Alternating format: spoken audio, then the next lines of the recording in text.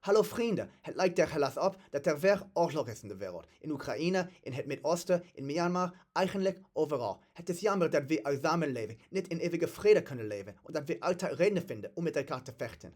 Wat is het toch met oorlog dat het zo onvermijdelijk maakt? Als ik voor dit soort filosofische dilemma's kom te staan, wend ik me meestal tot een van mijn favoriete onderwerpen, etymologie, die niet alle antwoorden geeft, maar meestal toch interessante perspectieven biedt op hoe de wereld werkt. Dus, waar komt het woord oorlog eigenlijk vandaan? Nou, zoals we zouden verwachten is het woord oorlog een combinatie van twee woorden.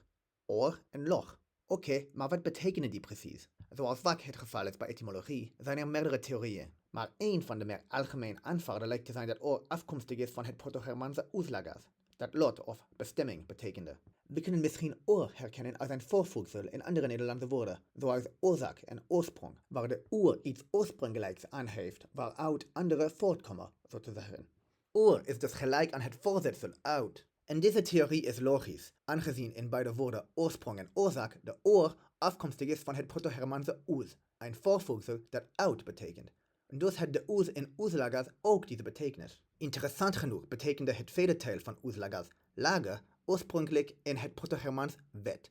Dat wil zeggen een regel die naar voren wordt gebracht en van toepassing is op een situatie. Dus letterlijk betekende oes plus lage buiten de wet, wat blijkbaar een situatie is die voorbestemd is om te gebeuren. Aangezien, als die twee delen werden gecombineerd, ze oeslaga vormden, wat bestemming of noodlot betekende. En zo evolueerden oeslagas uiteindelijk tot moderne woorden in vele Germaanse talen, waarvan sommige de oorspronkelijke betekenis van bestemming bewaarden, zoals bijvoorbeeld het IJslandse oorlog. Andere talen, zoals het Nederlands, hebben een net andere vorm van het woord behouden. Maar in het moderne Nederlands heeft het natuurlijk een andere betekenis. Wat er gebeurde is dat er een ander proto-Germaans woord was dat een beetje op oeslagas leek, namelijk oeslego. Dat was samengesteld uit hetzelfde voorvoegsel oes, plus het woord logo, wat eed of overeenkomst betekende. Met die twee componenten betekende oeslego letterlijk het verbreken van een overeenkomst, wat, zoals de moderne betekenis van het woord suggereert, kan leiden tot een gewapend conflict. Na verloop van tijd begonnen mensen dat woord door elkaar te gebruiken met oeslagas, omdat de twee woorden zo op elkaar leken. En zo ging betekenen oeslagas niet alleen bestemming, maar ook het verbreken van een overeenkomst. Uiteindelijk werd het meest gebruikte woord.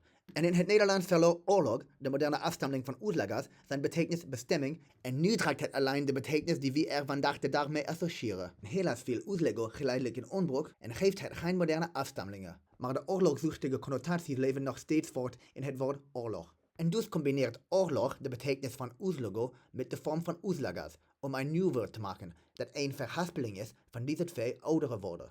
Dus terug naar onze vraag, is onze samenleving voorbestemd om altijd in oorlog te zijn? Zoals meestal het geval is als ik probeer etymologie te gebruiken om uit te leggen hoe de wereld werkt, biedt het inderdaad interessante perspectieven. Maar die perspectieven helpen niet veel en in plaats daarvan eindig ik met meer vragen dan antwoorden. Aan de ene kant, ja, oorlog heeft wortels in oeslagas, wat bestemming betekende. Maar aan de andere kant heeft het ook wortels in oeslego, wat het verbreken van een overeenkomst betekende. Betekent dat dus dat de lezer dat overeenkomsten altijd verbroken zullen worden en dat oorlog daarom onvermijdelijk is? Of moeten we concluderen dat oorlog alleen onvermijdelijk is als overeenkomsten worden verbroken? Of moeten we tot een heel andere conclusie komen? Ik geef toe, ik weet niet zeker of we nu dichter bij het beantwoorden van deze vragen zijn dan aan het begin van een filmpje. Helaas, in ieder geval, wat de oorzaak ook is, ik denk dat die lees die we hier hopelijk kunnen argumenteren is dat we moeten proberen met elkaar overweg te kunnen en onze afspraken niet moeten verbreken, omdat, volgens sommige theorieën, dat is hoe oorlogen beginnen. En als we uiteindelijk onze afspraken om welke reden dan ook verbreken, moeten we zeker samenwerken om ze op te lossen. Evenals andere meningsverschillen die tussen ons kunnen ontstaan, op een vreedzame manier en oorlog, koste wat het kost, vermijden. Bedankt voor het kijken.